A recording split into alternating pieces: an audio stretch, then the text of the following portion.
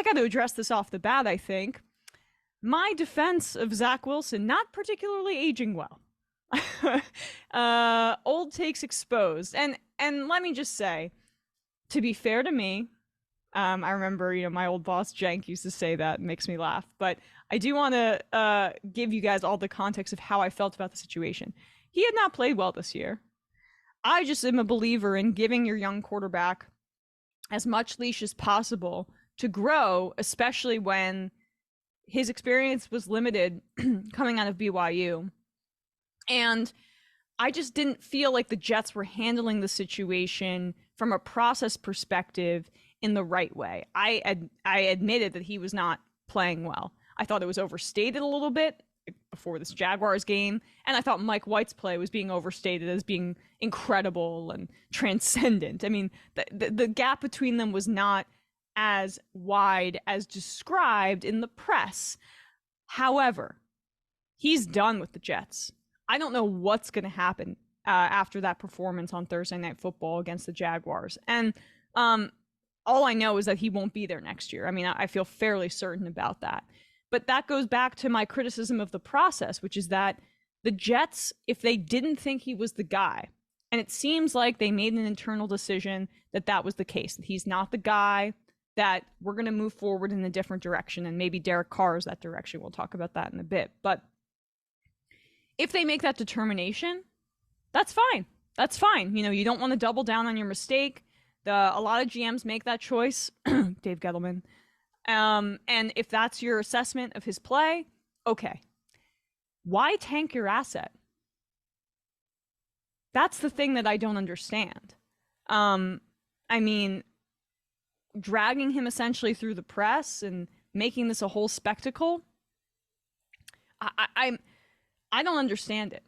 There are plenty of times when a player gets injured when they're actually being benched. I mean, this happened twice, or resting or trying to reset, right? Like Russell Wilson had some leaks about his injuries that went to the media that were a little suspect, trying to explain away his poor play.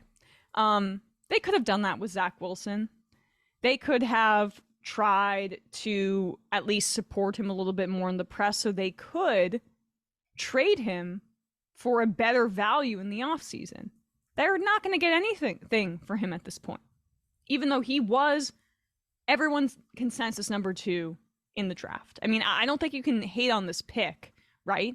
There were a lot of really smart people who've gotten things right before, who thought Zach Wilson was the guy. I mean, I know Chris Sims was getting dragged for this, but Chris Sims thought Patrick Mahomes was the top quarterback in the draft. No one thought that. Not many people thought that at the time, or at least said it publicly. I know the Saints were interested, and obviously the Chiefs, but that was not being widely discussed. He also was incredibly high on Lamar Jackson and Josh Allen when all of the metrics people were against Josh Allen, and saying that he didn't have the right completion percentage to be an accurate NFL quarterback. And look what we're seeing. I mean, yeah, he does throw some interceptions, I think, recently due to his elbow injury. But largely it's because, he became a pro and he learned how to do that. And they gave him a long leash to do that. And Lamar, of course, there were a lot of really wrong people on that front. And not to make this about Sims, but, he was pretty bullish on Zach Wilson. And there were other analysts who thought that he would be a very successful quarterback given his arm talent. And he showed an ability to scramble, but he didn't have a ton of experience. And frankly, I don't think he had a lot of support from the Jets organization, given the way that they've handled this in the media. And time will tell, right? I think it's more likely than not that he's a bust at this point.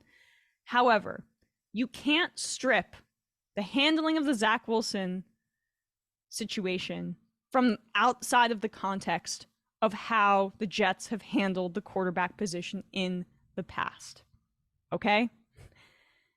Look at what Geno is doing in Seattle. The organization has a tendency to let the media and the fan base run the locker room with the quarterback situation, and that's why they haven't had a franchise quarterback, besides maybe Chad Pennington, but since Joe Namath, and why they haven't been to a Super Bowl or won it since Super Bowl III. I believe in my bones that this is a problem with the process and the development within the organization from the top down. And so my critique of the handling of it was less of a defense of Zach Wilson, although I did believe in his upside, and more of a critique of the Jets. And time will tell. But I don't think Mike White's the long-term answer. Maybe it is Derek Carr or Jimmy G. Oh God, Jimmy G's not the long-term answer. Neither of those guys, I think. Oh boy. But at the same time, I mean, if you want to win now, and if that is your process, I think that's a little faulty given, you know, where the Jets have been. They're being a bit impatient, but those guys give you a better chance to win now, I guess. And we will see how that shakes out in the offseason.